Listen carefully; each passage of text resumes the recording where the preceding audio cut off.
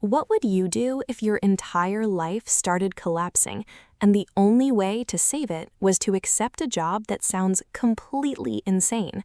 A job that involves a 19-year-old boy who has never really lived life and a woman who has nothing left to lose. This is exactly where our story begins. In the quiet beach town of Montauk, we meet Maddie, played by Jennifer Lawrence, a woman in her early 30s who is barely holding her life together. She drives for Uber, she works odd bartending shifts, she lives in her late mother's house, a home she's desperate not to lose. But everything is falling apart. Her car gets repossessed, her income disappears overnight, and worst of all, property taxes are about to take the house away from her forever. Maddie is cornered. No money, no backup plan, no escape. Until one day, she sees something strange online, a Craigslist ad. At first, it looks like a joke, but it isn't. A wealthy couple is offering something unusual, a Buick Regal, in exchange for a very specific job. They want someone to date their son. But this is not a normal teenage boy. This is Percy, played by Barth Feldman, a shy, socially awkward 19-year-old who is about to leave for Princeton. He has no friends, no experience, no social confidence, no life outside his parents' control. And his parents are watching everything. So they hire Maddie for one mission: break him out of his shell before college, make him experience life, teach him confidence, and yes, help him lose his virginity. At first, Maddie laughs at the idea, but then she sees the price, a car, and suddenly everything changes. Because Maddie doesn't just need money, she needs survival. And so she says yes. But what she doesn't realize is that Percy is not going to be easy to fix, not even close. Maddie's first move is simple. Find Percy, charm him, seduce him, get the job done, fast. But the moment she meets him, everything falls apart. Percy is not rebellious, he's not curious, he's terrified.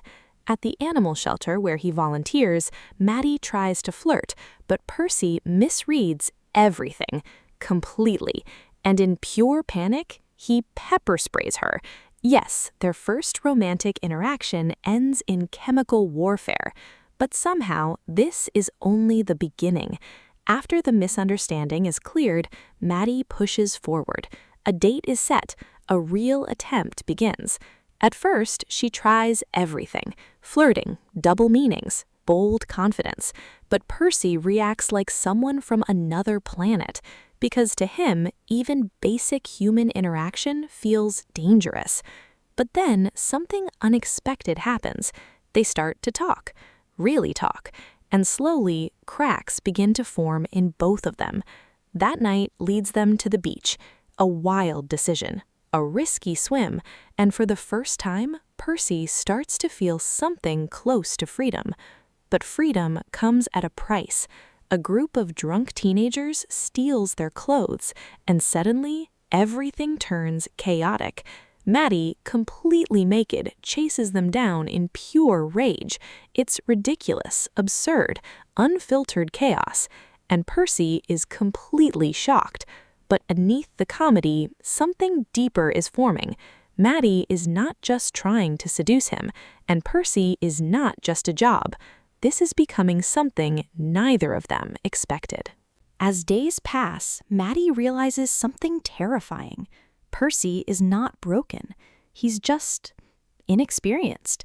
And maybe even worse, he's emotionally pure in a way she doesn't understand anymore.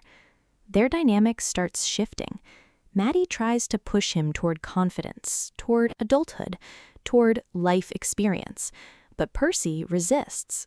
Not out of fear anymore, but out of choice.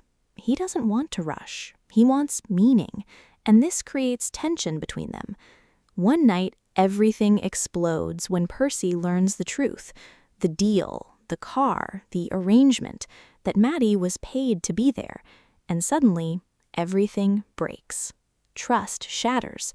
Percy feels used, Maddie feels exposed, and for the first time, they separate emotionally. But what happens next changes everything again, because Percy doesn't run away.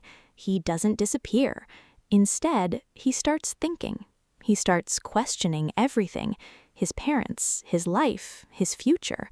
And then comes a moment that defines him. A dinner scene, a piano performance. Percy sits down and performs a haunting, emotional rendition of Man-Eater. And for the first time, Maddie sees him differently, not as a project, not as a job, but as a real person, and something inside her begins to break. But just when things seem like they might heal, everything collapses again. Percy finds himself torn between two worlds: his parents' expectations and the emotional connection he has formed with Maddie. And Maddie is no longer the same woman who started this job. She is attached now, emotionally invested. But reality is closing in fast. Percy crashes the Buick. Everything spirals out of control, and the deal that started it all finally falls apart. In the aftermath, Percy tries to reconnect physically with Maddie, but the moment is awkward, confused, and unresolved. And that is the breaking point. They separate. Time passes. Maddie begins rebuilding her life, slowly, painfully, but with purpose. She saves money, reclaims stability, and begins to understand something important. She wasn't just trying to save a house, she was trying to save herself. And then, the final decision. Maddie goes to Princeton. She finds Percy, and what happens next is not romance, not fantasy, but closure. They reconnect, not as a deal, not as an experiment, but as two people who changed each other's lives forever. And in the final moment, they choose to move forward separately, but not as strangers anymore. No Hard Feelings is not just a comedy. It's a story about loneliness, about growing up too fast and not growing up at all, about two people who meet at completely different stages of life and somehow pull each other into the middle. If you expected chaos, you got it. If you expected romance, you got something more complicated.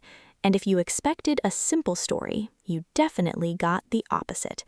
If you enjoyed this breakdown, subscribe for more movie explanations like this, because some stories aren't just watched, they're experienced.